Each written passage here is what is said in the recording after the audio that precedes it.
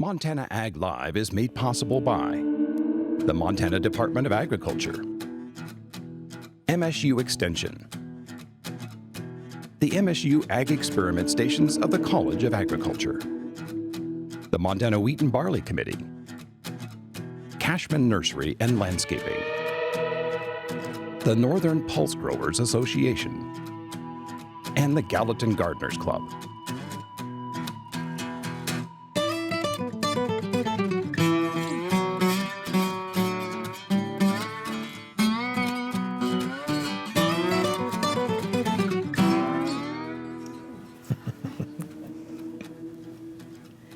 Good evening and welcome to Montana Ag Live, brought to you from the PBS studio at Montana State University.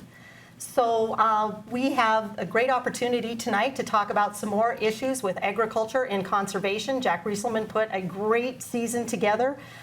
Today we're going to talk with a representative from USDA about this. And normally, and actually all the time, politics are never a discussion for Montana Ag Live, but our special guest's appearance tonight here was almost a casualty of the budget dispute in Washington, D.C. So thankfully, they got that agreement in place, and we're able to have our representative here from USDA. So we are looking forward to that. To introduce our panel tonight, Uta McKelvey is on the end. Uta is our extension plant pathologist for potatoes and sugar beets. She's also the director of the Scudder Diagnostic Lab, which handles disease, insect, and weed identification. So any questions that you have in that realm, please ask her. She also knows a thing or two about wheat and pulse crops. So please have some questions for Uta tonight. Justin Meisner, he is a conservationist from the USDA Natural Resource and Conservation Service. Yep. And he's going to talk to us today about conservation easements in agriculture. Joel Schumacher is an extension economist at MSU, and ask all questions for him about ag business or anything that you might just be curious about. So Avi Saeed is our extension horticulturalist. This is the time of year when everybody has questions about getting their yard in the best health and shape for next year and putting away that garden. So please be thinking about questions for her. And as I am saying, all of these, bring your questions. This is a call-in show. We rely on you to ask us the questions to get the discussion started tonight. My name is Nina Zydak. I work with the seed potato growers at Montana State University to help them grow the potatoes on their farms as seed potatoes and certify them. So in the studio tonight, we have Nancy Blake, who is answering phones for us, and also Bruce Lobel, who is actually at home taking questions online. So we'll start off tonight with Justin. Justin, could you please tell us a little bit about your role at USDA and a little bit about conservation easements? All right, so as you said, I'm the Assistant State Conservationist for easement programs for the NRCS. We have two real different types: the Agricultural Conservation Easement Program, ALE, Agricultural Land Easement, which is a working lands easement. Primarily, we will purchase the development rights, and we do that through the Land Trusts of Montana. So a really great partnership. They spend lots of time working with private landowners in order to bring an application forward. And then there's the Wetland Reserve Easement Program, which its primary focus is to restore or enhance degrade wetlands, to bring them back into hydrological function, provide the wildlife habitat, increase the carbon sequestration, and really make those wetlands back as they were prior to being degraded.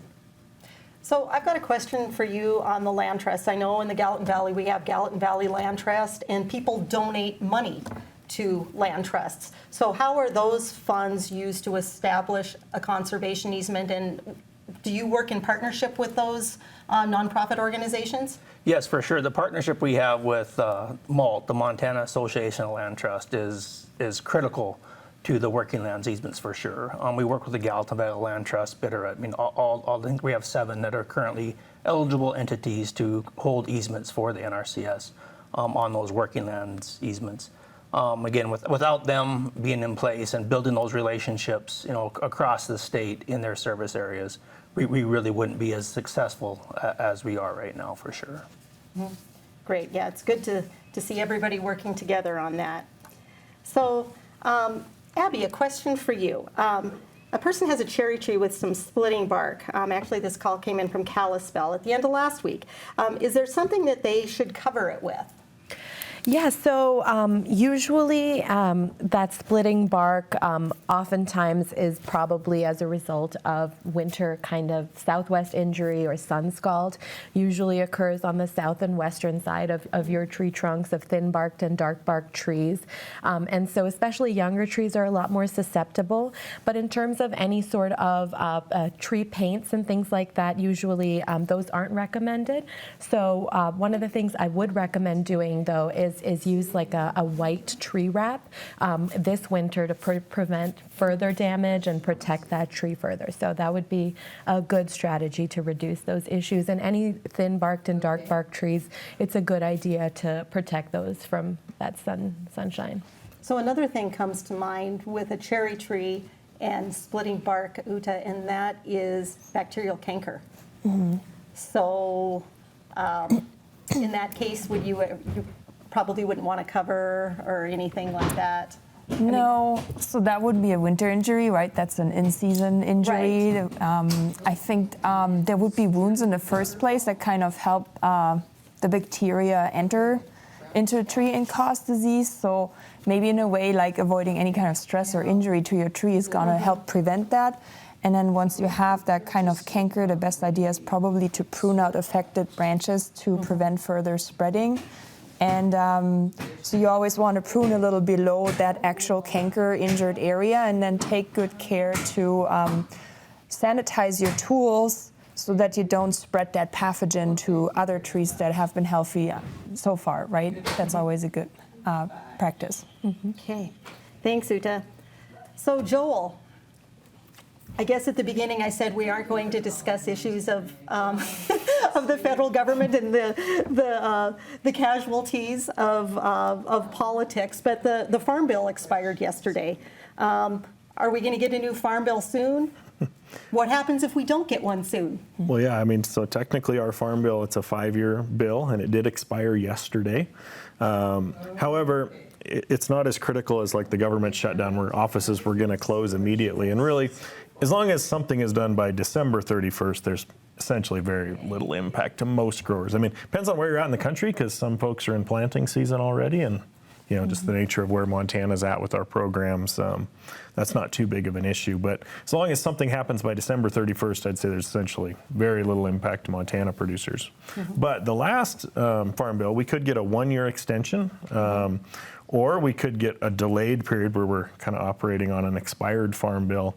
And when it actually passes, sometimes farmers will get to make choices that are sort of retroactive back to whenever, but I don't have a very good crystal ball about when that's going to happen, but we certainly have about 90 days here where little consequences for Montana growers for an expired Farm Bill. So have there been any rumblings about any fundamental changes that might be coming in the new Farm Bill? Any discussions? Well, there's certainly some, you know, one thing to know about the Farm Bill, it's Farm Bill, but the biggest item in it is nutrition assistance programs, mm-hmm. right? So that's the vast majority of the funding. So it has this label of farm, but you know, there's these other pieces. So a lot of times there's trade-offs in that program about total spending amounts, how much towards conservation versus different ag programs, and even trading, you know, between, you know, it might be that they get votes traded if they do this for the cotton program in exchange for this for the tobacco program. And, you know, you have to follow it a lot closer than me. I usually wait till it's pretty close to final before I pay a lot of attention to what the details are for Montana producers. Thank you, Joel. So, Justin, so you talked a little bit about easements. How does a landowner apply for the different types of easements? So for the wetland reserve easement, those are applied for at the local field office. They'll go in, work with the district conservationist, they'll develop the plan, kind of get that process rolling. For ASEP-ALE, the Agricultural Land Easement Program, those applications are handled through the Land Trust, where the Land Trust actually is the one who is the USDA participant that we actually work with, and then the Land Trust works with those landowners. And I said a lot of times those Land Trusts will work with those landowners, I mean, sometimes 3 or 4 years, you know, to build that relationship and the trust so that those landowners really understand what to expect as those easements move forward. And are these nonprofits that they work with, are those specific to a few counties, or can you work with anyone in the state regardless of where you're located? So that's a good question. They really vary. I mean, the Nature Conservancy covers the entire state. The Montana Land Reliance, they cover pretty much the entire state, and they have their focuses as well. The Flathead Land Trust, the Five Valleys Land Trust, Bitterroot Land Trust, they're primarily on the west side of the divide, and they do have a specific service area. So when the landowners call our field offices or call me directly, we try to figure out, what part of the state are you in and which land trust they could go and talk to. Some of them do overlap, which is great. They can kind of find which land trust really works with them and kind of fits what their needs are. Mm-hmm. All right. Okay, thank you. So, Uta, I have to admit, I brought in some vegetables from my garden that have problems. So, a squash and a pumpkin, and I think you have a tomato sample to show also. And I have to say, I have a PhD in plant pathology, and I am struggling with a disease called sclerotinia or white mold in my garden right now. So can you tell us a little bit about sclerotinia and what you might do for it in your garden? Yes, I'd be happy to. Well, I hope I never have it in my garden because I'd probably be also at a loss. But so white mold is a really tricky disease to control, so I'm not surprised. So maybe let's talk about what it looks like first, and we can talk a bit about the management. So on this example that Nina brought in here, if we can see that on the camera, you'll see that kind of damaged area, and you may see that really white, dense growth, which is from the fungus Sclerotinia that causes this disease. And in this other example here, this is a bit of an advanced stage. This is a tomato plant that had white mold, and something that you might notice during the growing season is that you have water-soaked stem areas that turn kind of bleached. You will see white fuzzy growth on the outside, and then if you split the stem open, you would observe these dark, what we call sclerotia, which are kind of they look like mouse droppings essentially. I don't know if you can see that very well. So that's a really good telltale sign of this disease, okay? And so white mold really likes, white mold has a super broad host range, so it essentially can be an issue in pretty much every plant we grow in our gardens. We call them broadleaves. So it could be, it's all our vegetables, but it's a lot of our herbaceous plants too. It's even weeds, which makes it really hard to control, right? So what this pathogen really likes is high humidity, moisture, and then moderately cool temperatures between 60 and 70 degrees. And so during that time, it will infect plant tissue. And so in terms of control, there are some cultural practices that we could do in our garden, is simply to try and decrease the moisture that we have in the canopy. So maybe increasing the row width, the spacing between rows of maybe our tomatoes. Squash might be tricky, right, because they start growing pretty luscious. Maybe decreasing plant density with tomatoes. What you could consider is pruning the lower branches so there's more airflow. And then modifying the irrigation. So especially around the time of the year where we still have those night temperatures around 60 degrees, we want to make sure that our garden plants are not wet as we go into the night, because those are perfect conditions for the infection. So we want to stop irrigating so that the plants are dry during those temperatures, to just remove the conditions that really favor infection. Something else to know is that with the white mold fungus, it really likes when we have, for example, our squash or tomatoes or potatoes, when the flower petals fall into the ground. That's where it kind of starts feeding first before it attacks the lower stems of our plants. And so removing those petals can be another strategy to kind of sanitize the environment and reduce the risk. But really is a really hard disease to control. There's also not a lot of information on resistant cultivars. I think I would look in my seed catalog and see if there is any. I think with tomatoes, I don't know of any, but it might be worth checking into. And these sclerotia fall into the ground and then they live there they can survive there for 5+ years. So you would essentially have to stop growing any vegetables for 5+ years, and weeds for that matter. So maybe switch to corn and then have another issue there. So it's super hard to do. If you have a raised bed, I mean, if I had that issue in my garden, I have raised beds, I would consider dumping the soil and starting fresh. But you know, if you're having like a larger area that you're cultivating, it'll be really hard. Plowing these sclerotia deeper into the soil can help, but then, you know, if you had this problem for several years, you probably have layers of sclerotia, so you plow one season sclerotia under and bring the other ones up, so then they'll still germinate. So there are some fungicides, biological and chemical ones that can be used, and I'm happy to provide a list of chemicals that would be suitable for Montana depending on the crop. There's also a website, cdms.net, where you can search those products. Yes, yeah.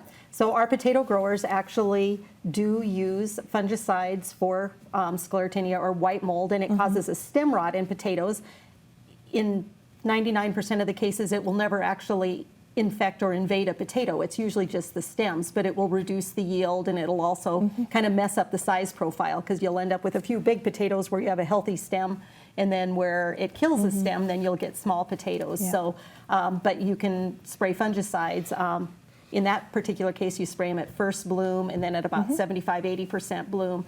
And the reason that you do that is because when the plant flowers and when the petals fall onto the soil, if those spores from the fungus have germinated, they'll invade that tissue and they'll use that as a gateway to get to the plant. So it is a very insidious organism, but controlling it in the garden, there just aren't as many management techniques. I've looked into the biological fungicide, but it's in like producer type quantities. So Right. And Uta, sorry, what would your thoughts be on like mulches to kind of create any kind of barrier between those, soil fungal pathogens? Do you think that could reduce the disease pressure potentially? So essentially covering it up? Actually, I have not thought about that or read about that. Like, I haven't seen any recommendations about it. I guess it could, you bury it 2 to 4 inches, but So I hate to burst your bubble, Abby, but this year my tomatoes on plastic mulch. I had horrible sclerotinia. So somehow, maybe the sclerotia germinated just right in the little hole where the plant was. Yeah, it was like. So you're saying mulches don't solve everything? Well, I think it was just the moisture we had this year. I think it was a really bad year. I've always had some sclerotinia in my garden, but this year it's just been, it's really wreaked havoc. I want to point out one thing, because, white mold is kind of if we just talk about I see white mold, other things come to mind, like powdery mildew, which is something that we see now, but also on grass. And so I just want to point out the distinction between white mold and powdery mildew. If you have white growth on your leaves and you could rub it off, it's probably powdery mildew, versus white mold is like a dense, fuzzy growth. You can't rub that off that easily. So, and if you're in doubt, you're always welcome to bring in a sample to the Scudder Diagnostic Lab or to your local extension office to help differentiate here, and that will inform further management recommendations. Thank you, Uta. So maybe someday we'll solve that one. Yeah. So Abby, a question came in from Red Lodge. Their whole neighborhood received a lot of winter kill this year, and I know that was a problem all across the state with the very, very cold temperatures. Is there anything that they can do to prevent it or minimize it next year? Like you were saying, it's been a really tough year for our landscape trees and shrubs, and that past winter was a really big issue. And so for our evergreen trees specifically, that's where we see a lot of these winter injuries. Sometimes they're called winter desiccation, and it's because evergreen trees continue to transpire in the winter. They don't go dormant, and so they keep losing moisture, and if there isn't enough moisture to replenish, if they can't get as much as they're losing, then you'll see the needles start to dry out and turn colors and brown. And so one of the best things that you can do is water your trees well. Make sure that they're not water stressed going into the winter. Fall watering is really important too. Make sure that those roots have really as much water as they need getting into this winter season. And when you are watering your landscape trees and shrubs, something to keep in mind is you don't just want to water at the base of those trees and shrubs. So the active root zone is usually along the drip line. So if you imagine your tree being an umbrella, it's where those droplets would drip. So that's the area where some of the most active roots are, in usually the top 12 to 24 inches of the soil. And so water slowly and in that area so that it soaks well in that spot. So make sure you do that. You can also do supplemental watering in the winter months. So if we have a dry winter, no snow cover, and temperatures are above 40 degrees on those sunny days, you can add water to that drip line of your trees. Again, you might have to haul it out with buckets or something like that, but it can help reduce that kind of desiccation, especially we had such a long winter last year, and that was one of the issues too. Other ways that you can protect your trees and shrubs is to use mulches. You can use organic mulches, usually things like arborist wood chips. Those are a really good type of mulch because they can slowly add nutrients back into the soil, and they help kind of insulate that root system, prevent moisture loss, and can also suppress weeds. So incorporating a 4-inch layer or so of these arborist chips around your landscape trees and shrubs is a really good way to kind of reduce that moisture loss. When Thanks, you're Ab. winter watering, can the ground be frozen? Yeah, the ground can be frozen, and in those kind of, when those temperatures are above the 40 degrees, you'll see a little bit of thawing anyways, Yeah. and so they can get some of that moisture out of there, but yeah. All right. Yeah, and that's a follow-up question. A Bozeman caller actually asked if they should be deep watering trees and shrubs now, or should they wait for the leaves to turn yellow before they start watering? So yes, water them now. Make sure you're doing that deep watering. Make sure that there is no water stress going into the fall. There's been kind of some debunking of the tapering of watering, especially because water issues on new trees and shrubs, newly transplanted ones, they have those underdeveloped root systems. So water stress is a really big issue. So yeah, now is the time to be watering your trees and shrubs well, deep watering. Great, thanks, Abby. So, Joel, question from Helena. Local and regional foods are kind of all the rage these days. What do you think is driving that interest? Yeah, well, I just spent a week in Denver with a regional food development center project that MSU and the Montana Department of Ag are going to participate in. These were some of the things that were discussed. And, certainly during COVID, when some foods were in short supply, there was a lot of discussion about our food chains and maybe locally might have some advantage. There's always been, I think, an interest in, kind of buying local foods as it supports your local farmer, local producer or grocery store, that you're buying local, keeping those dollars there. So there's some folks certainly doing it for that. I also think there's kind of been maybe a resurgence in some of these non-national products. So some local foods, that are maybe only growable in a certain area, not something you can pick up at any grocery store in the country. So I think that's part of it too, and whether those are ethnic or geographic in terms of where you can get them. A lot of interest in those types of things. Great, thank you. So, Justin, a question on the conservation easements. How is the value of a conservation easement determined? So it's essentially two different appraisals. The land trust will work with the appraisers that they're comfortable with and familiar with, and there'll be an appraisal of the property prior to the easement, and that'll give it the starting value. And then they'll give another appraisal of what is the average of the reduction in that value when an easement is on it. And it's the difference in those two values, the unencumbered value and the encumbered value. And then for the USDA programs for ale, the federal share can be up to 75% of that. If it's a grasslands, a special significance one. If it's for soils, prime and important soils, then the federal share can be up to 50% of that easement value. And then a lot of the land trusts have their history with gaining donations, and sometimes they can backfill some of that difference. Okay. Thank you. So, Uta, do you have another show and tell today? Yes. Yeah.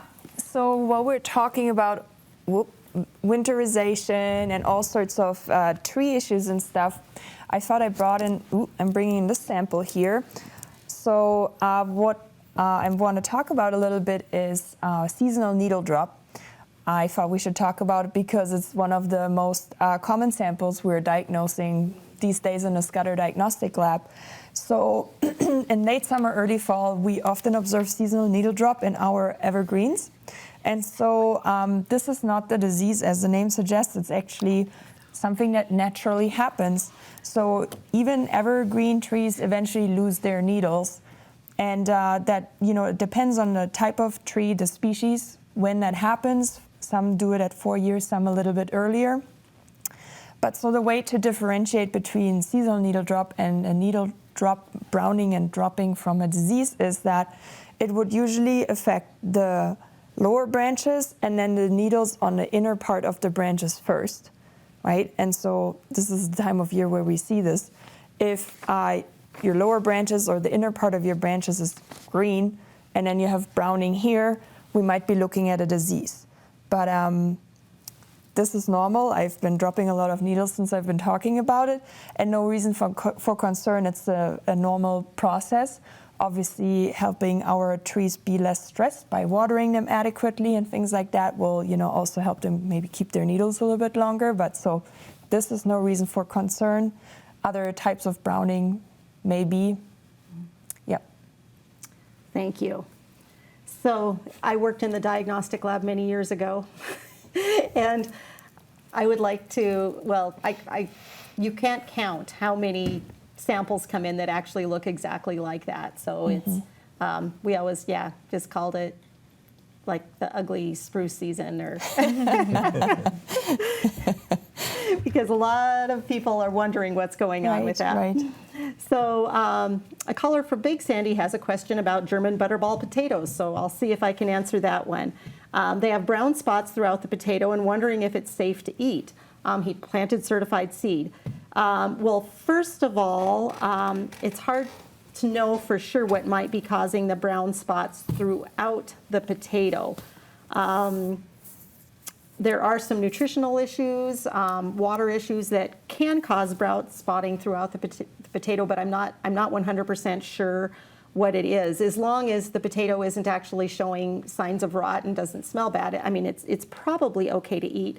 If it's just brown spots on the outside of the potato, sometimes, like if your potato has been fed on by flea beetles, the larvae will actually penetrate the skin of the potato, and as you peel the potato, you'll see a lot of brown spots, little brown spots around, just right under the skin of the potato. So what I can tell you is that a picture is sometimes worth 1,000 words, and if you wanted to take a picture of it and email it to me, then maybe we can get somewhere. So my email is nzidak@montana.edu, so if you send me a picture, we'll see if we can figure it out.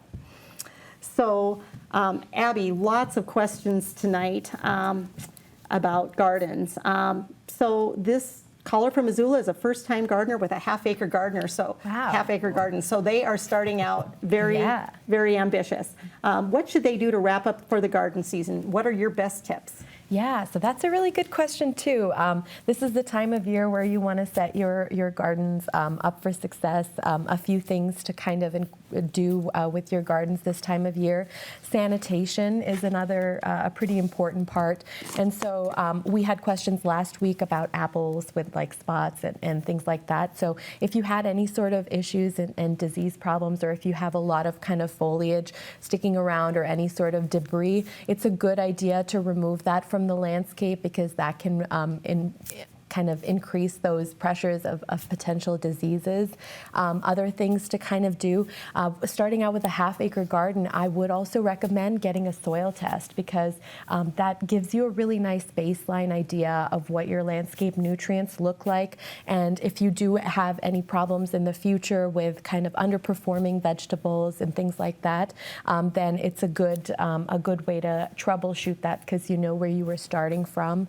You can also incorporate compost at this time of year and have it integrate into the soil, and it's really good to kind of then set your garden up for a really successful spring season to give it that nice set of nutrients and help improve that soil texture a little bit more. So thank you very much for bringing up sanitation, because that's something that you and I missed, Ute, when we were having our sclerotinia discussion. Yes. So if you do have some of these rotten squash and tomatoes and vines with the mouse droppings in the stems, it's definitely very important that you get as much of that material as possible out of the garden. I try not to put it into my compost pile, actually put it in the garbage, because again, you know, a compost pile will heat up enough to kill most pathogens, but most of us don't have a compost pile that's big enough and it has the biomass to really get that heating. So, so just, you know, probably put it in with your garbage and try to get rid of it if you have, you know, serious disease issues like sclerotinia. In fact, as soon as you notice the disease, you don't want to wait until now. Right. Especially when it comes to white mold, you want to, if you had a tomato plant, for example, that shows those symptoms, remove it and remove like a 4 to 6 inch diameter around the plant with the soil to make sure that any sclerotia that might have fallen onto the ground already are removed too, so that we don't have these really durable survival structures persisting in the soil. Yeah, good point. Yes, thank you. Can never remember everything. Yeah, So. there's lots to say about white mold. Yeah, for sure, for sure. Joel, from Lewistown, many parts of Montana got more rain this year after a couple years of drought, and I think the rangeland all look beautiful this year. Do you think ranchers are going to start building up their herd numbers? Yeah, well, ranchers are in a lot better situation than they were a year ago. You know, by and large, last couple years they've been low on grass forage available, but also low hay production, especially if it wasn't irrigated. So a lot of them sold down herds, you know, which means they got less mother cows on that operation today. So now we're in the situation of we've had a good moisture year, and a lot of them had great forage over the summer. Probably didn't have enough animals to probably take full use of that. So it's a great time to, you know, you'd take advantage of that. You had a good hay year. The downside is prices are good right now, so it's a little tough to hold back some of those heifer calves if you want to build back up. So, but I think in general you're going to see people looking to get back closer to their normal stocking rates after a couple years of drought. So when you said the issue is prices, then people don't want to hold back. So you're saying prices are good? Prices are good. Yes. Which makes it a little hard not to sell some that maybe, you know, normally you would sell Right. a similar amount, but, you know, this is a year you'd like to sell as many as you can when the prices are good. But also you want to get back to having the number of mother cows that you're typically having on a, you know, a non-drought type year. And so how are things looking for producers in some of the states that were a little bit drier? You know, like we've heard that the Midwest, you know, Kansas and down into Texas and Oklahoma really received a lot of drought, and that's important ranching country. Is that influencing the market still? Oh, sure. And, you know, as big a country as the U.S. is, there's a drought somewhere every year. It's a matter of how deep and whether it's, you know, maybe specifically cattle country or where we're getting some of our forage supplies. So that's kind of always an issue. I don't know that we have particularly more drought this year nationwide than we have in any typical year. It's just a matter of, you know, where it is. But whenever you see that, you do see a lot of ranchers starting to cull mother cows out of the herd, which means you've got additional animals coming into the meat market. And then down the road, when maybe they get back to their normal grasslands, they're going to look to either buy replacement heifers or hold back some of their own to get back, build those herd numbers back to where they were. So that's just kind of the life of ranching in the U.S. and depends on where you are and whether drought has hit you lately. Right, right. Well, at least I know our growers in Montana, I haven't seen haystacks like we have this year for a long time. There's a lot of wonderful hay out there, so that's great. So, Justin, I got on your website before the show tonight, And it basically said that, the mission of these agricultural easements are to protect working farms and ranches by limiting non-ag use. Yes. So I know in Montana, a lot of ranches are being purchased for recreational use. So let's say I had the opportunity to buy a 20,000 acre ranch. Would I be eligible for applying for a conservation easement for that for a land that I'm purchasing as a recreational property? So yes, the agricultural land easement doesn't have like a length of time you have to own it to apply. You do have to be the deeded owner of the property, and it is for agricultural land use. So if you were going to use it just for recreation and not have any agricultural uses there, then that would become a question. Is this really ag land or is it recreational land? The land use is still always going to be there. I mean, it's always going to be rangeland, even if someone is only using it for recreation. So it doesn't make it not eligible for ale, but that would really be something that those landowners would work with their local land trust on. And if the land trust is interested in it and willing to carry that easement, then that's things we can move forward and address those specific questions.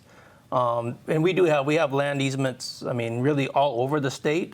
We have some that are right here in Bozeman. 30 years ago, no one would have really thought that Bozeman would have spread out into the ag land as it has. So being able to have landowners willing to put conservation easements on so they can turn that property over to the next generation, in some cases debt-free, or just so that the history of that ranch where their grandfather or their great-grandfather worked that land, that'll stay in agricultural land perpetually. I mean, that's a really big motivator for a lot of the landowners now. And the price of land for them to expand their operations is almost cost prohibitive, especially in western Montana. So these easements that they're able to put on their own property now is giving them an opportunity maybe to buy another piece of ground to allow there be enough room for the next generation to stay on that ground, for sure. So Justin, on these easements, does the whole ranch need to go in or farm, or could you put in a chunk of it and then they could save a piece where they may want to build a house for a son or daughter or grandchild down the road, or is it all or nothing, or is there some options in between? No, certainly not all or nothing. It's really when they're working with those land trusts, they kind of figure out what piece of ground that they're willing to put in or want to put into an easement. And there are several that do. They'll put in, half or 3/4 of the property and keep some out. There's also opportunities for building envelopes on those easements. So if they did have a 1,000-acre property and they put the whole thing in an easement, they can designate some building envelopes that they can use for future use for a grandson or a daughter or son to come back to the place and have a place to build that. That's totally allowed within the easement setup, and it's something they would work with those local land trusts on to identify those properties, those locations for the building envelopes. That does the best job of protecting the agricultural land easement, but still gives those landowners some flexibility and setting up for the next generation. All right. Okay. Thank you, Justin. So Uta, this is a little bit out of the realm of plant pathology, but I think maybe something you might know a little bit. A bee caller is asking how to get rid of slugs in their flower garden, kind of like white mold. Yeah, well, I don't know. I only know my grandma's recipes, and I cannot say that they really work. So I feel like maybe, Abby, you actually have some more recommendations than I do. Yeah, so slugs like a lot of moisture, and so a few things that you can use for slugs. Mulches are really nice because it's a flower garden. You want to have some nice mulch in there, so that can be a nice barrier to prevent the slugs from crawling up onto those plants. That's one of my favorite ways to kind of reduce those slug populations. There are some products that are labeled for slugs. Things like diatomaceous earth can kind of keep them away as well of your plants. So I would try those strategies, but mulches have been very kind of effective in my experience for slugs.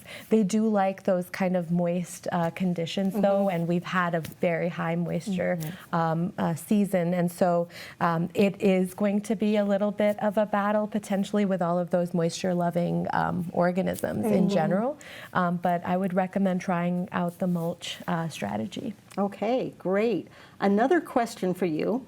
a Bozeman caller is just establishing a new flower garden in anticipation for next spring. That's what I love about gardeners. As soon as you put it to bed, you're already thinking about next spring. So sod has been stripped off. Should compost be applied now or in the spring? Any great tips for getting this flower bed ready for next year?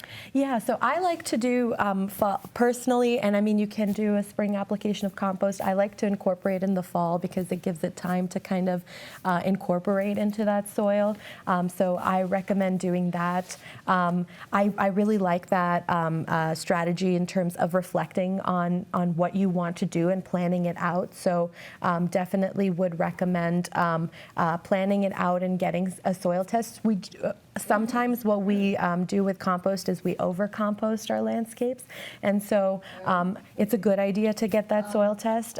Contact your county extension agent and they can direct you to where you can do that, but that's usually going to be a good strategy so you're not oversaturating some of those minerals in that soil that can hinder your gardening activities. Yeah, and in my experience too, when you first do break up sod, you actually have very high fertility. Yeah. So the compost might be more for the Improve soil the soil structure, texture, yeah. the soil structure and texture, than the fertility, because Absolutely. usually you get, really nice results for the first few years. So, Joel, so something that I enjoy every year is the Ag Econ Conference. That's held in October. Can you tell us a little bit more, a little bit about what that conference is, what's on the program? Sure, yeah. Well, first of all, it's part of Celebrate Ag Weekend at MSU, which is November 3rd. So it's mostly a Friday, Saturday event. And Friday is our Ag Economics Conference. Starts at 9 o'clock, runs till 3. We'll be out at the Grand Tree Best Western. We kind of do 20-minute talks of a lot of different folks from MSU's Ag Econ department on different topics, research, things that are going on. We always bring in an outside keynote speaker, which this year is going to be an MSU alumnus, Michael Taylor. He's currently at Auburn University and talk about foreign land ownership and what that's doing with the impacts on prices in the U.S. So that's kind of our main morning. In the afternoon, we're going to bring in a couple folks talking about some precision ag issues and how they're utilizing that here in Montana. And then we wrap up around 3 or 3:30, somewhere in that range. And some folks are going to join some other events of Celebrate Ag Weekend. There's a scholarship dinner that evening for some of the students that received awards, and then there's a breakfast the next morning, and I think there's a Ag Alley tailgate where all the different ag organizations are in one area this year, and then there's a football game Saturday afternoon. So Great, yeah. No, it sounds, we just had homecoming and next on to ag, so that'll be wonderful. So Justin, a Livingston caller would like to know why anyone would want to give up development rights by entering into a conservation lease. What benefits or advantages are there for cattle growers, hay producers, or others to entice them into signing up? So that question really varies by landowner. There are ones that they just want to ensure that open space, that land that they've worked and stewarded for generations remains in agriculture. And they don't want to see subdivisions and houses on it anyhow. So it's kind of meeting that goal of where they're able to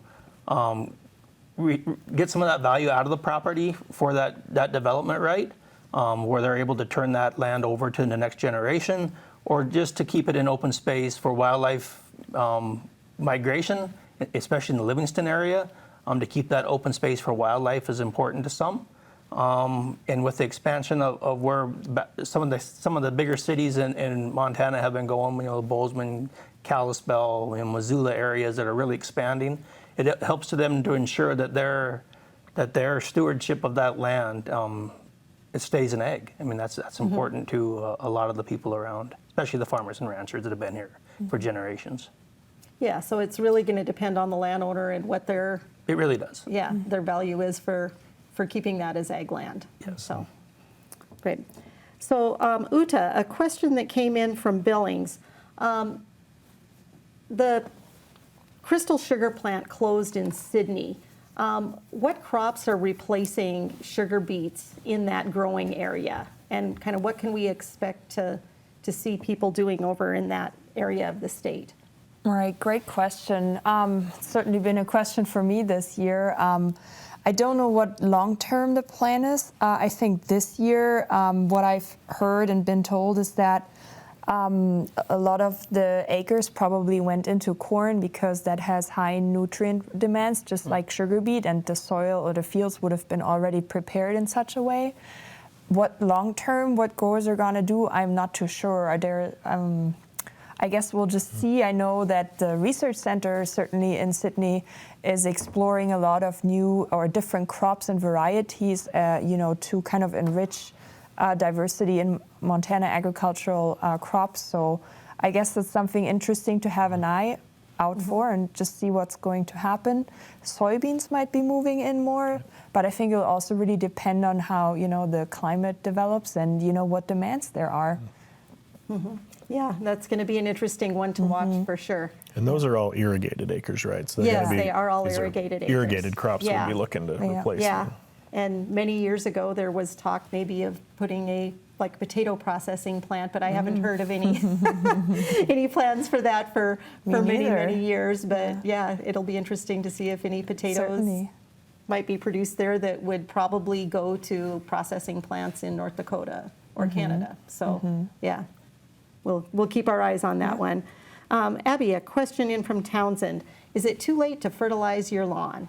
No, and I'm glad that question came up. One of my, I would say one of the best times of year to fertilize your lawn is that fall application, usually early to mid-October around Indigenous Peoples Day. That's kind of a nice reminder for me, that timing. That's a really good time to fertilize. So now is a good time to put down a fertilizer application and to really set your lawn up for a really successful spring season too. And about how much would you apply at this time? I usually apply 1 pound per 1 1,000 pound per square feet? 1,000 square feet. I don't like to go above that usually for any given application. You can go to 1.5, but I like to stay to the 1 pound per 1,000 square feet. Then reduce the amount of mowing you have to do in the spring, right? Exactly, yes. Yeah, absolutely. And if Tim was here, I'm just going to represent in a very tiny way, but fall is also a good time to treat some of those weeds, especially those tap-rooted thistle-type weeds, right? Absolutely. So almost a weed and feed is a good application around this time of year. Yeah. And I have a really nasty thistle that's just like showing off in my driveway or just the lawn next to the driveway. I'm going to tackle that. Good reminder. So Joel, we were just talking about the crystal sugar plant in Sydney. Have you heard any rumblings about what the economic impact might be in the Sydney area? Yeah, I haven't seen a formal study, but there's kind of two groups that I would put this in. First, you have the growers. And I think by and large, the growers are going to find alternative crops. Sugar beets are grown in a rotation anyway, so the rotation is going to change. So likely, they're going to find other crops that probably have similar revenue streams. So I don't expect there to be a huge hit there. But a sugar beet, the factory, has a winter campaign that employs people, from harvest time through kind of, maybe late February, early March as they get through last year's crop. So, those jobs are going to be gone from the community. So those folks that were using that as a winter, income source, for them personally, it's not going to be there. But then also, where they might have spent those dollars in the community is going to be missing as well. So that's the piece that I think is probably more relevant to the Richland community is those jobs in the processing plant and the value that brought to the community. Yeah, and the oil industry has been volatile there in the past too, so I'm sure there are some disruptions in the labor supply in that the job supply Right. more than the labor supply in that particular area. So Justin, could you tell us a little bit more about the differences in the different types of easements in the programs? Sure. So we have, the agricultural land easement program. That's the working lands program. It's keeping working lands in working hands. It has a couple different types of deed restrictions. We have the minimally restrictive, and that's typically what the land trusts are using, where the only development right that's being sold and purchased is that the development right for subdivisions and things like that. Everything else really stays intact with the landowner. How they how they graze it, how they farm it, that all pretty much stays the same. Or the land trust wouldn't be interested if those properties have been maybe not managed to the best. Maybe the land trust isn't interested in that, and that's who actually brings the application forward. Then there's the wetland reserve easement program, and that's different. I mean, that has some of the most restrictive deed terms there are, because that wetland had to have been degraded, and that doesn't necessarily mean drained. But if it's been grazed, it's been in a pasture, or up in the prairie pothole region where they've been farmed through, those ones can come in. And those are the ones that do have that 30-year option. So we can go in, scrape those potholes out, and get them so they can store some more water in the spring for that waterfowl migration. I mean, those are the two that we have here in Montana.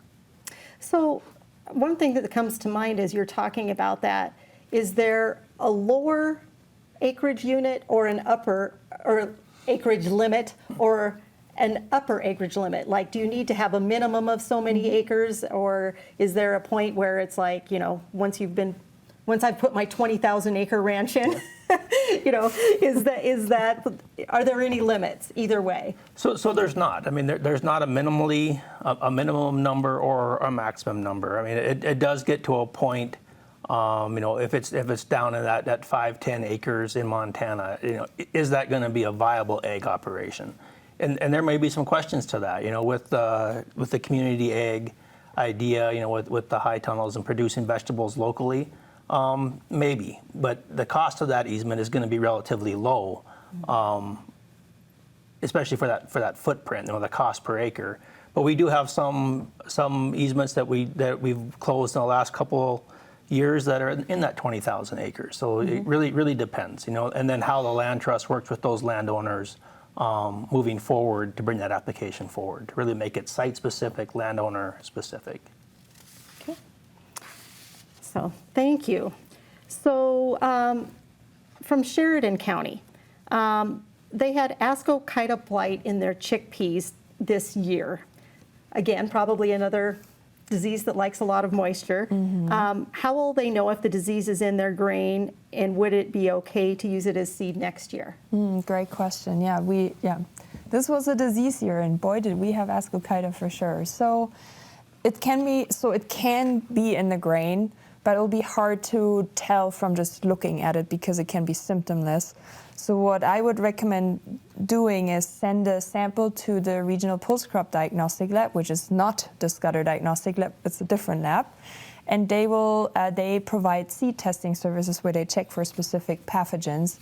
The test that would probably apply here is called Ascochyta Plus, tests for that specific pathogen, and then a couple of other fungal pathogens that are also common in pulse crops. And so that will tell you if you have the pathogen in the seed and how much. And we do have some guidelines where there are certain thresholds. If it's like a really high level of infestation, we would recommend not planting that seed. If it's a moderate level of infestation, you could still plant that seed. We would certainly recommend fungicide treatment on that seed before planting. But we could talk about those details once the sample has been sent in and the test results have come back. Yep. Okay, great. Thank you, Uta. So, Abby, a caller from Big Timber is asking, when is the best time to cut down rose bushes? This fall or next spring? I mean, when they're dormant, you can do it either time of year, so fall or spring. So I wouldn't say that they're either way would work. Usually, the season gets away from me in the fall, so I end up doing most of that in the spring time. But you can do that in the fall or the spring. Okay, great. Thank you. So we've got just a little bit of time left here. So Justin, is there anything more that you would like to add about conservation easements and how to do that through USDA NRCS? I would say for the working lands ones, talk to your local land trust and really let them get into the details of how that might work with your particular operation. That would be the biggest thing. The application batching period will end in December, so now's the time to talk to the land trust, probably for 2025, because it does take a year or two to build that relationship and get that paperwork done. Okay, once you start the paperwork, I mean, you would actually be able to get it done by 2025, so it's about a 2-year process to get it done? So from the application to when we get able to obligate those easements and get that money set aside, that's within a year. It does take another year and a half to get those easements all the way to closing, where the landowners would receive that payment for that conservation easement. And for the wetlands easement, is that a similar time frame, or? That one's a little longer, being that one is government-held easement, where the NRCS owns all of the surface rights. That one takes a longer time, more deed restrictions that have to get looked at, more title commitments that need to get looked at. So that one does take probably 2.5 to 3 years after the application to actually get it to closing. So probably a lot of work on both ends, a lot of work for you and some work with the producer too, and the landowner. It is for sure. So great. Well, thank you so much, Justin, for sharing all of this information today. That's great information. Thank you to the panel. I think this has been a really, really enjoyable discussion tonight. I think we all have had a great gardening season, and as gardeners, we're all thinking about next year already, as are the farmers.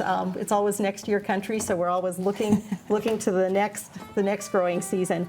Tune in next week for the show. Jack will be back. It's on organic production and conservation with Nate Powell-Palm, who is the owner of Cold Springs Organic.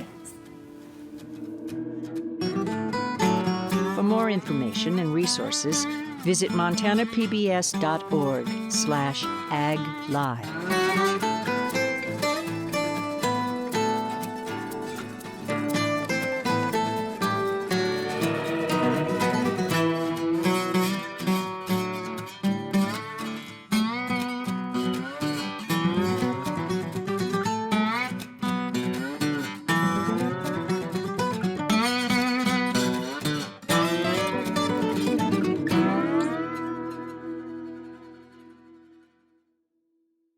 Montana Ag Live is made possible by the Montana Department of Agriculture, MSU Extension, the MSU Ag Experiment Stations of the College of Agriculture, the Montana Wheat and Barley Committee, Cashman Nursery and Landscaping, the Northern Pulse Growers Association, and the Gallatin Gardeners Club.